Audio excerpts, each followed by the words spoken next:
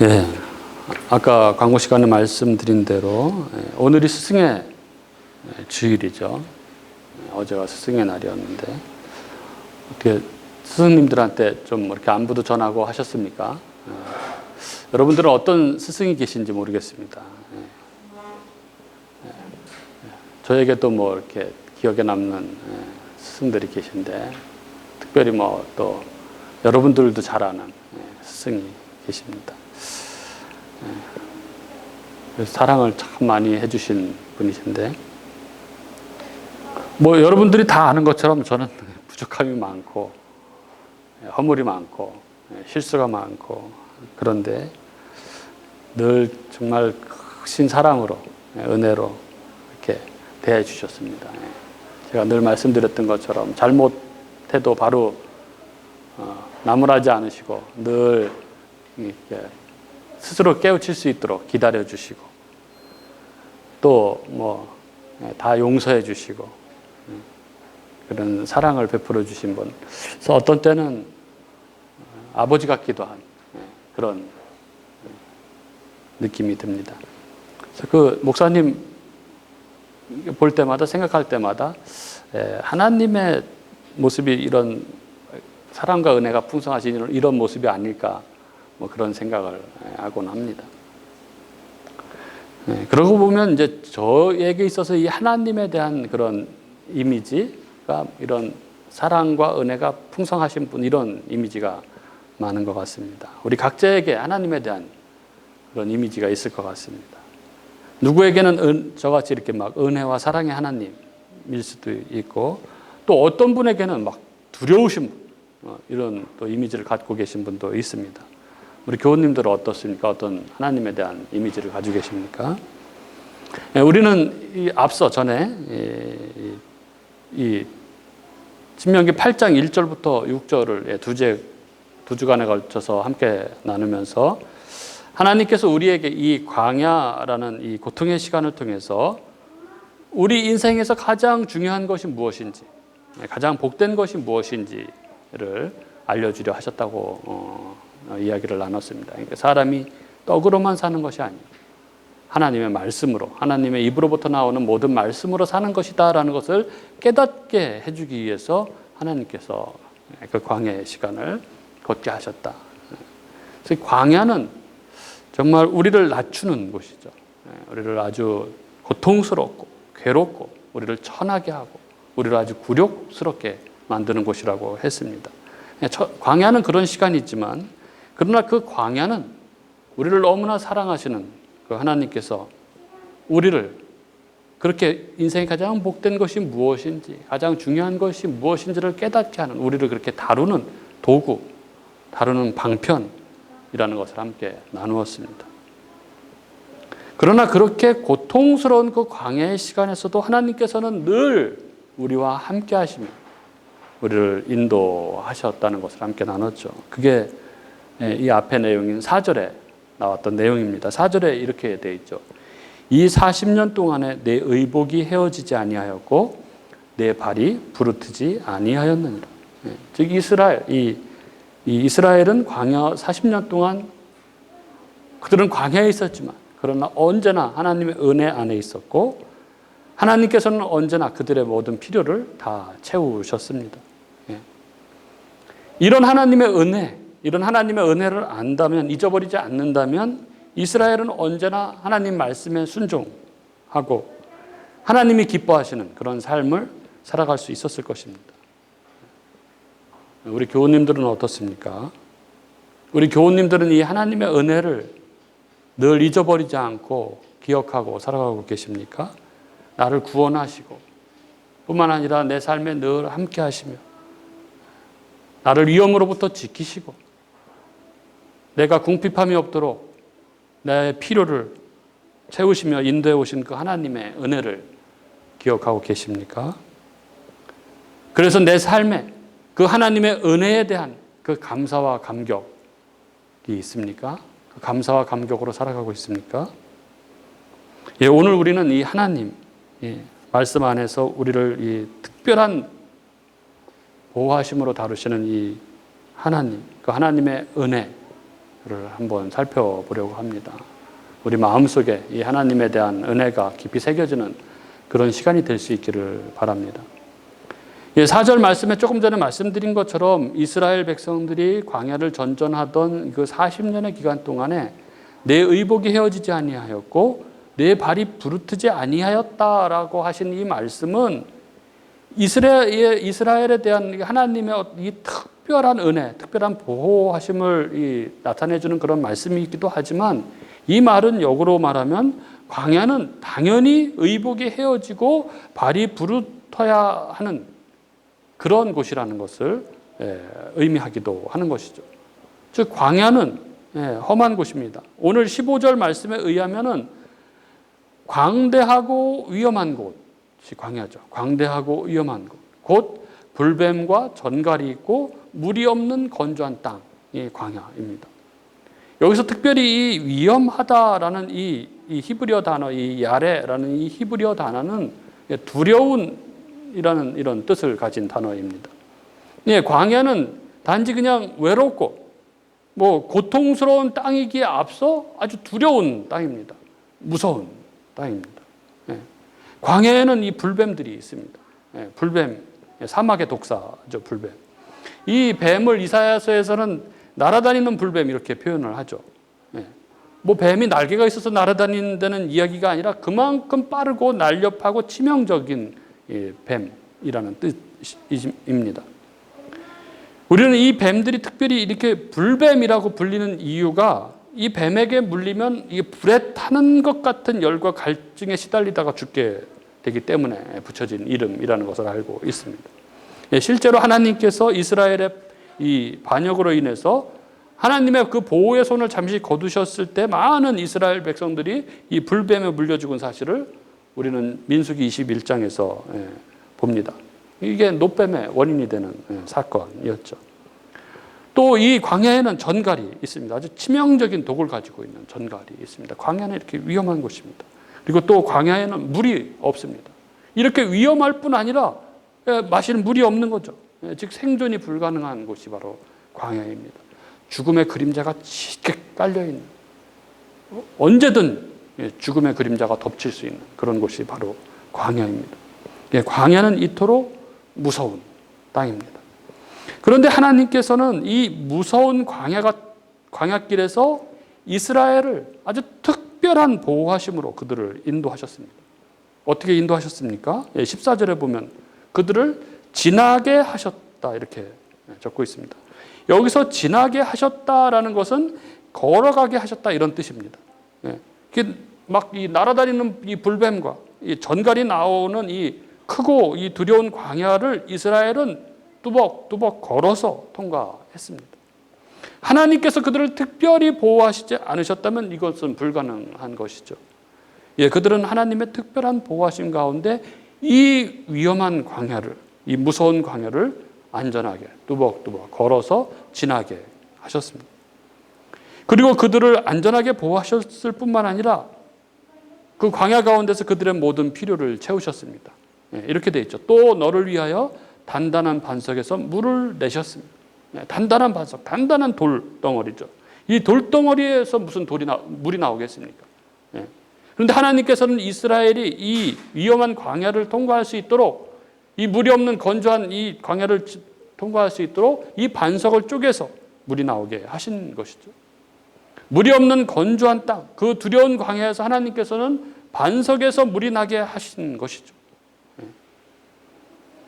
그리고 16절, 이 만나를 광야에서 이스라엘에게 먹이셨습니다. 내 조상들도 알지 못하던 만나를 광야에서 내게 먹이셨나니 이렇게 되어 있죠. 광야는 먹을 곳이 없는 곳입니다. 따라서 생명을 부지하기 힘든 곳이죠. 하지만 하나님께서는 기적적인 방법으로 그들을 먹이셨습니다. 하늘에서 내리는, 양식이 내리는, 그들의 조상들도 한 번도 경험하지 못한 이 전무후무한 놀라운 기적을 통해서 그들을 먹이신 것입니다. 이스라엘이 처한 상황, 그 광야는 이토록 너무나 위험하고 두려운 곳이었습니다. 이 하나님의 특별한 보호하심이 없었다면 그들은 이 광야에서 이 두려움 가운데 모두 몰살하고 말았을 것입니다. 하지만 하나님께서는 특별한 보호하심으로 이스라엘과 함께 하시며 그들을 인도하셨습니다. 이 광야의 위험과 그에 대한 하나님의 특별한 보호하심은 9장에서도 동일한 방식으로 나타납니다. 8장 15절 16절 말씀이 그들이 처한 위험과 그들에 대한 하나님의 특별한 보호하심을 말씀하고 있는 것과 같이 이 9장의 내용도 같은 구조를 가지고 있습니다. 9장 1절과 2절은 그들이 처한 상황을 이야기하고 있죠. 그것은 강대한 나라들, 큰 성읍과 성벽, 장대한 안악자손입니다.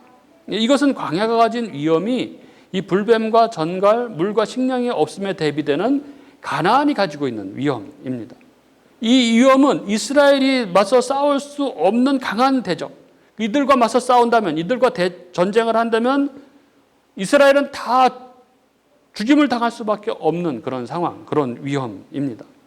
특별한 상황이 없다면 그들은 이 가나안인들과의 싸움에서 모두 몰살당하고 말 것입니다.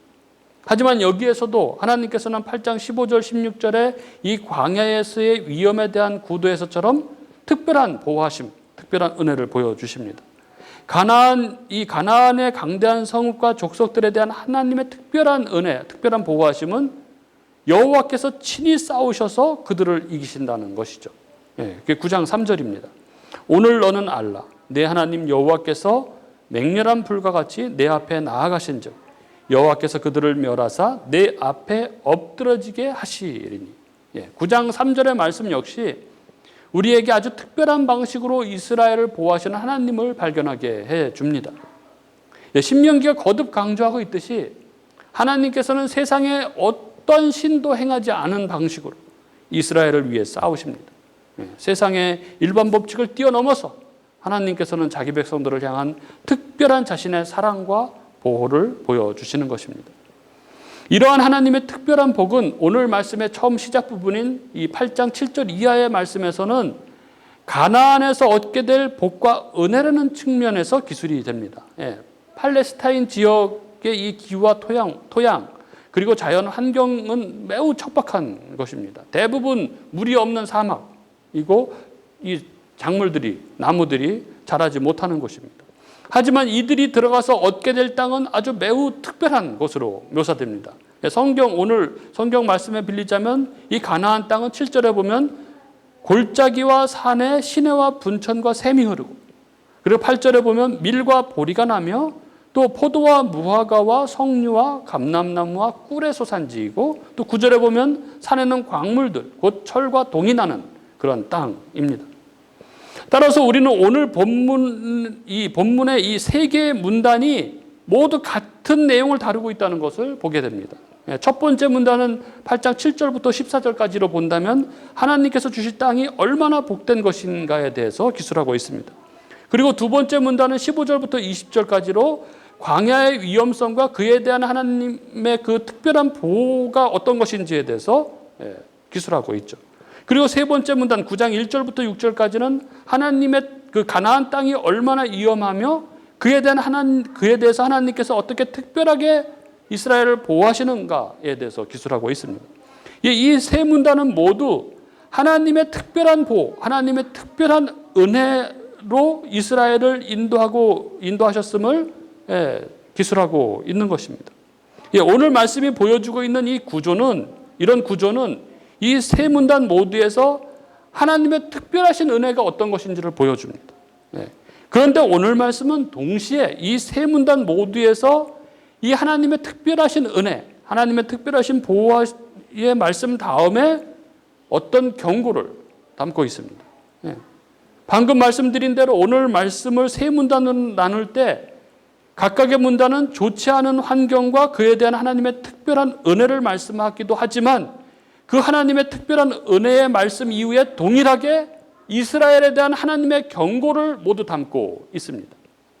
첫 번째 문단 8장 7절부터 14절까지의 말씀을 보면 7절부터 10절은 그들이 받게 될 특별한 아름다운 땅에 대해서 말씀하고 있는 부분이죠.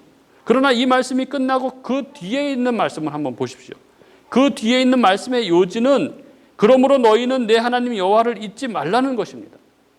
13절 끝부분부터 14절을 보시면 내 소유가 다 풍부하게 될 때에 내 마음이 교만하여 내 하나님 여호와를 잊어버릴까 염려하노라. 여호와는 너를 애굽 땅 종되었던 집에서 이끌어내시고, 이렇게 되어 있죠.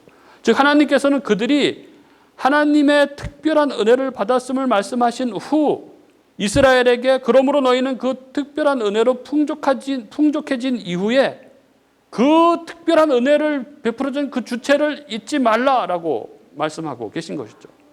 그리고 성경은 이것을 잊어버리는, 이 은혜를 잊어버리는 이것을 교만이라고 이렇게 부르고 있습니다. 두 번째 문단도 마찬가지입니다. 두 번째 문단은 15절부터 20절까지의 말씀이죠. 여기서 15절과 16절은 그 무서운 광야와 그로부터의 특별한 하나님의 보호라는 구도를 잘 보여줍니다.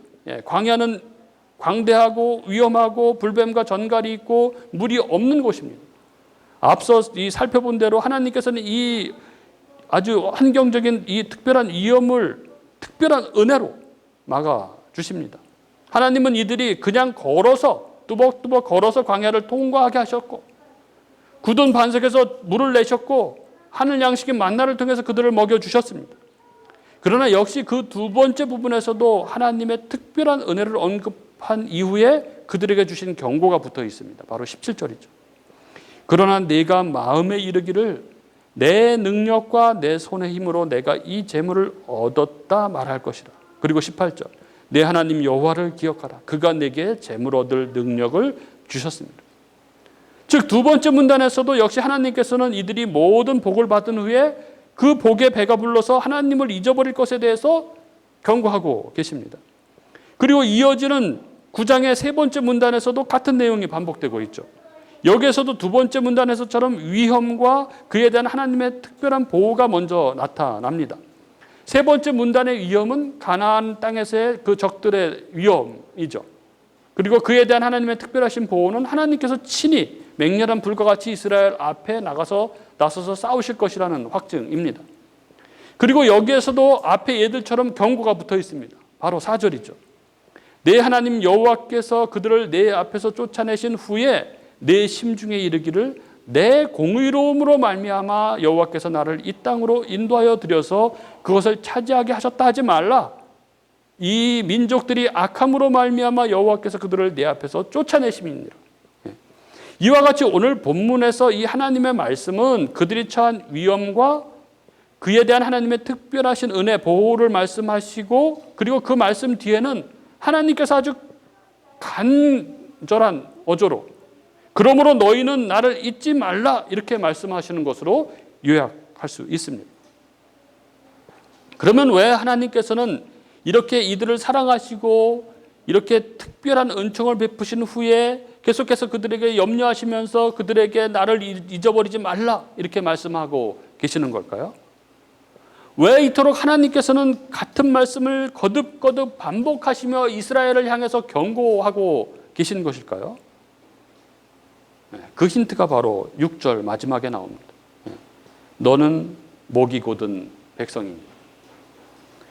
하나님께서 이렇게 이들을 사랑하시고 이들에게 이렇게 특별한 은총을 베푸신 후에도 계속해서 염려하시며 그들에게 나를 잊어버리지 말라고 말씀하시는 이유, 하나님께서 이렇게 거듭거듭 반복하시며 이스라엘에게 경고하시는 이유, 그것은 바로 저들이 목이 곧은 백성이기 때문에 그렇습니다. 목이 곧은 백성, 히브리어 원어로 보면 이 목이 곧은, 이 쾌셰라는 이 단어가 딱딱한, 완고한 이런 뜻입니다. 이 말의 원뜻은 멍에를 지지 않으려고 거부하고 버티는 황소의 모습입니다. 그러니까 목이 곧은 백성이란 이 이스라엘 백성이 하나님의 뜻을 거역하고 하나님 말씀에 순종하지 않으려고 버티는 그 불순종의 모습을 나타내고 있는 것입니다. 아주 그 죄의 뿌리죠. 그 깊고 견고한 죄의 뿌리의 모습입니다. 이들은 이렇게 목이 곧은 백성들이었기 때문에 이들은 계속해서 하나님을 거역했고 앞으로도 계속해서 하나님을 거역할 것입니다. 9장 6절 7절을 한번 보십시오. 그러므로 내가 알 것은 내 하나님 여호와께서 내게 이 아름다운 땅을 기업으로 주신 것이 내 공의로 말미암음이 아니니라. 너는 목이 곧은 백성이니라. 너는 광야에서 내 하나님 여호와를 경노하게 했던 일을 잊지 말고 기억하라. 내가 애굽 땅에서 나오던 날부터 이곳에 이르기까지 늘 여호와를 거역하였으되. 하나님께서 저들에게 계속해서 하나님을 잊지 말라고 말씀하시는 것은 그 원인이 하나님께 있지 않습니다. 그 원인이 바로 이스라엘에게 있습니다. 신명기 9장 7절은 이 광야 생활 전체를 한 줄로 요약한 글이라고 할 수 있습니다. 그 요약은 바로 이거죠. 그들이 광야에서 하나님을 경록해 했다는 것입니다. 광야 생활 전체를 한 줄로 요약한 말은 너희가 애굽 땅에서 나오던 날부터 이곳에 이르기까지 늘 여호와를 거역했다 하는 것입니다. 예, 실로 이들은 패역한 족속이었습니다. 그저 살만해지면 교만해져서 하나님의 그 놀라운 은혜를 다 잊어버리고 하나님의 말씀에 불순종하고 하나님을 반역하고 하나님을 경록해 했던 것입니다. 살만하면 자기가 잘나서 잘 살게 된 줄 알고 하나님을 반역하고 하나님을 경록해 하던 그런 자들이었습니다. 그러나 오늘 이 본문의 이 이야기는 단지 500여 년 전에 이 팔레스타인 지역에 살던 한 족속의 이야기만이 아닌 것이죠. 이러한 모습은 지금 우리들, 현대를 살고 있는 우리들의 모습이기도 합니다. 우리가 하나님의 백성이 되어서 이 죄와 사망의 권세에서 벗어나서 이 새 생명을 얻고 자유를 누리고 저 하나님 나라, 저 천국 소망으로 살아가게 된 것은 결코 우리의 무엇 때문이 아닙니다. 우리의 의로움 때문이 아니었습니다. 우리는 하나님도 알지 못하고 하나님을 향해서 손을 내밀 수도 없었던, 하나님을 찾지도 않던 그런 우리들이었습니다. 그런 우리가 영광스러운 하나님 앞에 서서 이렇게 하나님께 예배를 드릴 수 있게 된 것, 이것은 우리의 어떠함 때문이 아니었습니다. 우리의 그 어떤 공로 때문도 아니었습니다. 그것은 오직 하나님의 은혜 때문이었습니다. 그렇게 불순종하며 죄악 가운데 살아오던 나에게 어느 날 불쑥 찾아오셔서 통째로 그 은혜로 우리를 덮어버리시고 우리를 당신 백성 삼으신 하나님의 다함 없는 은혜 때문이었습니다. 내가 다른 사람들보다 좀 더 착하기 때문이 아니고 내가 다른 사람들보다 더 정직하기 때문이 아니고 내가 다른 사람들보다 더 재능이 있었기 때문이 아니고 그래서 하나님께서 나를 택하신 것이 아니라 오직 하나님께서 은혜로 나는 아무 잘한 것이 없음에도 불구하고 내가 한 것이라고는 하나님께 반역한 죄밖에 없음에도 불구하고 오직 은혜로 하나님께서 나를 택하셨기 때문입니다. 그런데 우리는 이 은혜를 다 잊어버리고 그래서 어느새 우리의 신앙은 종교 생활이 되어버리고 말았습니다. 나는 여전히 예배를 드리고 있고 나는 내 할 일을 하고 있지만 아무 문제 없는 것처럼 그렇게 살아가고 있지만 그 놀라우신 하나님의 은혜를 다 잊어버리고 그래서 감사와 감격도 없고 건조한 종교 생활을 하고 있는 것입니다. 그러면서도 뭐가 문제인지도 모른 채 자기 의에 빠져서 그렇게 살아가고 있는 것이죠. 사람들은 신명기 오늘 말씀을 들으면서 나하고는 아무 상관이 없는 말씀이다 이렇게 생각할지도 모르겠습니다. 자기도 은혜 다 잊어버리고 자기 의에 빠져서 그렇게 살아가고 있으면서도 자기도 모른 채 그렇게 생각하고 있는 것이죠. 이 이야기가 바로 누가복음에 나옵니다. 누가복음 15장 11절 이하의 말씀은 정말 우리가 너무너무 많이 듣던 우리가 신앙생활을 하면서 정말 수십 번 들은 그런 이야기, 돌아온 탕자의 이야기가 나옵니다. 어떤 사람에게 두 아들이 있었습니다. 둘째 아들이 자신의 분깃을 아버지께 미리 달라고 해서 받아서 먼 나라에 가서 방탕한 생활을 해서 그 재산을 다 낭비합니다. 그런데 그 나라에 흉년이 들죠. 그래서 몹시 어려운 처지가 되자 남의 집 대지를 치는 그런 자로 전락하고 말죠. 그리고 나서 아버지를 생각합니다. 그렇게 둘째 아들은 그 아버지를 기억하고 나서 아버지께 잘못을 구하고 아들이라고 할 면목이 없어서 그냥 품꾼으로 받아달라고 해야 되겠다고 그렇게 결심하고 집으로 향합니다. 노심초사 아들을 기다리고 있던 아버지는 멀리서 그 아들을 보고 달려가서 그를 끌어안고 입을 맞추고 아들은 아버지께 용서를 구하고 회개합니다. 아버지는 아들에게 제일 좋은 옷을 입히고 손에 가락지를 끼우고 새 신발을 신기고 살찐 송아지를 잡아서 잔치를 벌이고 다시 돌아온 아들, 둘째 아들로 인해서 즐거워합니다. 네, 여기까지가 우리가 잘 아는 그런 스토리죠. 그러나 이 이야기, 이 예수님의 이 비유의 핵심은 사실은 이 다음부터의 이야기입니다. 마다들에 대한 이야기죠. 마다들이 밭에서 일하다가 돌아오는데 집 근처에서 풍악과 추는 소리가 들려오는 거죠. 영문을 몰라서 종에게 물어봅니다. 그랬더니 동생이 돌아왔다고. 건강하게 돌아온 동생 때문에 당신 아버지가 살찐 송아지를 잡아서 잔치를 벌이고 있다고 그렇게 대답을 합니다. 그러자 마다들이 화가 나는 거죠.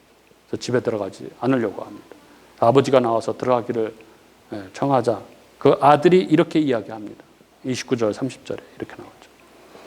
내가 여러 해 아버지를 섬겨 명을 어김이 없거늘 내게는 염소 새끼라도 주어 나와 내 벗으로 즐기게 하신 일이 없더니 아버지의 살림을 장녀들과 함께 삼켜버린 이 아들이 돌아오매 이를 위하여 살찐 송아지를 잡으셨나이다.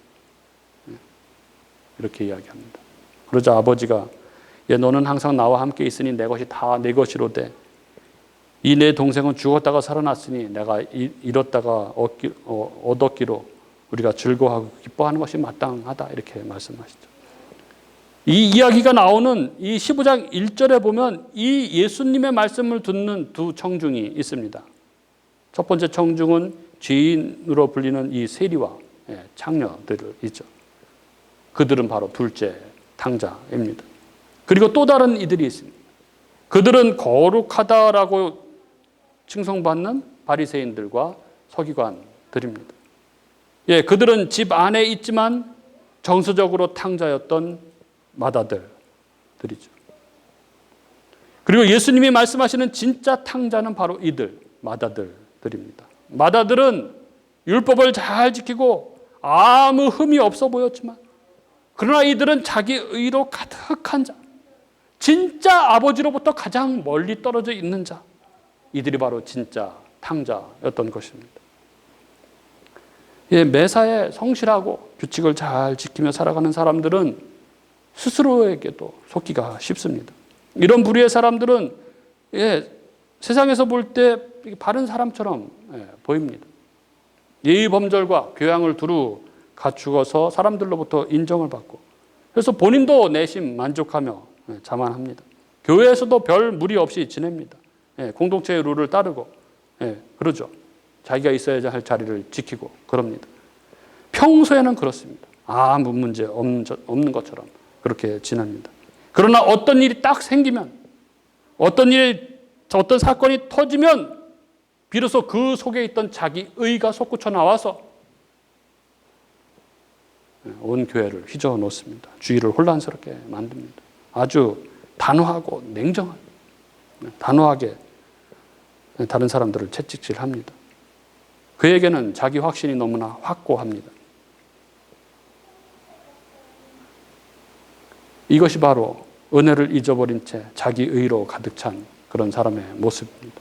그 놀라우신 하나님의 은혜, 그 광야 같은 인생에서 아주 특별한 방법으로 나를 보호하시고 나의 필요를 채우시며 인도해 오신 그 하나님의 은혜를 다 잊어버리고 다시 곧은 목을 세운 것입니다. 교만해진 것입니다. 예수 믿는 자를 죽이려고 다메섹으로 달려가던 이 사울의 이 살기 등등한 모습도 자기가 하는 일이 옳다라는 그 확신, 그 자기 의에 기인한 것입니다. 그러나 그에게는 진정한 하나님의 마음과 뜻을 아는 하나님에 대한 지식이 없었기 때문에 하나님을 믿는다 하면서도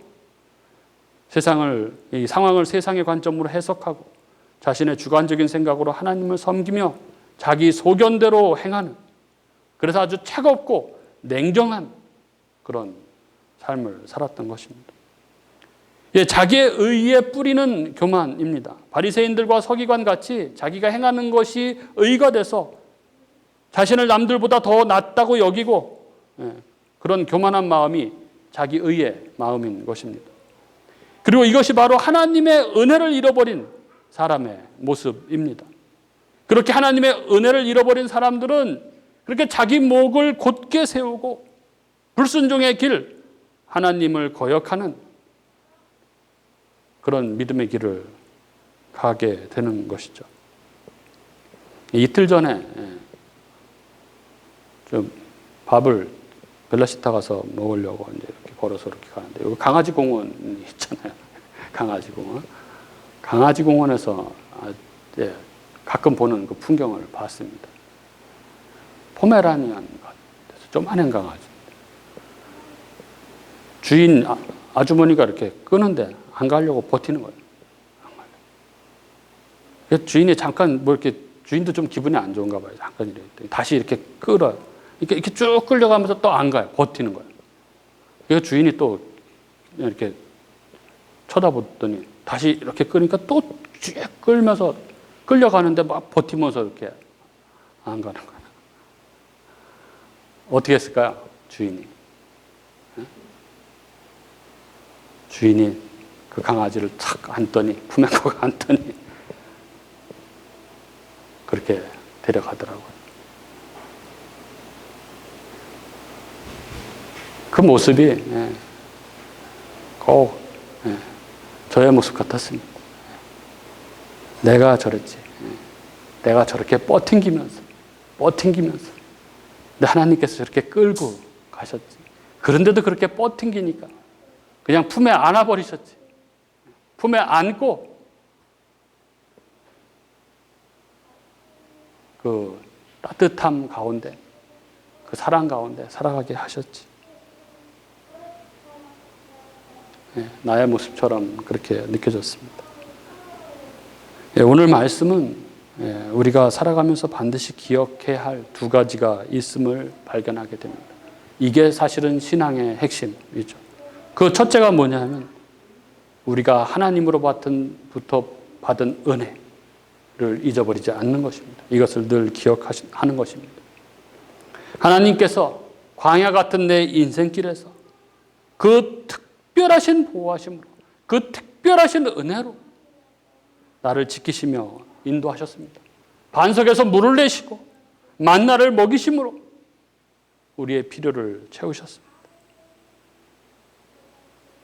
이것이 아니었다면 우리는 아주 이 세상에서 비참하게 그렇게 살다가 죽을 수밖에 없는 그러한 자들이었습니다. 그리고 또 하나 우리가 잊지 말아야 할 것이 있습니다. 그것은 바로 우리가 목이 곧은 백성이라는 것입니다. 우리는 하나님을 먼저 알지도 못했고, 하나님을 먼저 찾지도 않았고, 내가 왕이 되어서 살기를 원했고, 늘 그렇게 하나님을 거역하며 살아가던 자들이었습니다. 그런데 그런 우리에게 하나님께서 먼저 찾아오셨어요.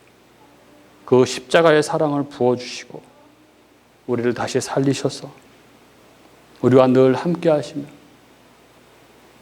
우리와 교제하시며 우리를 그 영원한 복락의 나라, 그 천국으로 이끌어 가고 계신 것입니다. 오늘 이 말씀, 6절 말씀, 그러므로 내가 알 것은 내 하나님 여호와께서 내게 이 아름다운 땅을 기업으로 주신 것이 내 공의로 말미암음이 아니니라. 너는 목이 곧은 백성이니라. 이 말씀을 잊지 말고, 그리고 이것을 잊지 않을 때 우리는 진정 우리의 삶이 건조한 그런 신앙생활이 아니라 진정 감사와 감격이 넘치는 그런 삶, 내가 죽고 다른 사람을 살리는 삶, 그 십자가의 삶을 살아갈 수 있을 것입니다. 하나님의 은혜 안에서 자족하며 평강과 희락의 삶을 살아갈 수 있을 것입니다. 그런 저와 여러분의 삶이 되기를 주님의 이름으로 축복합니다.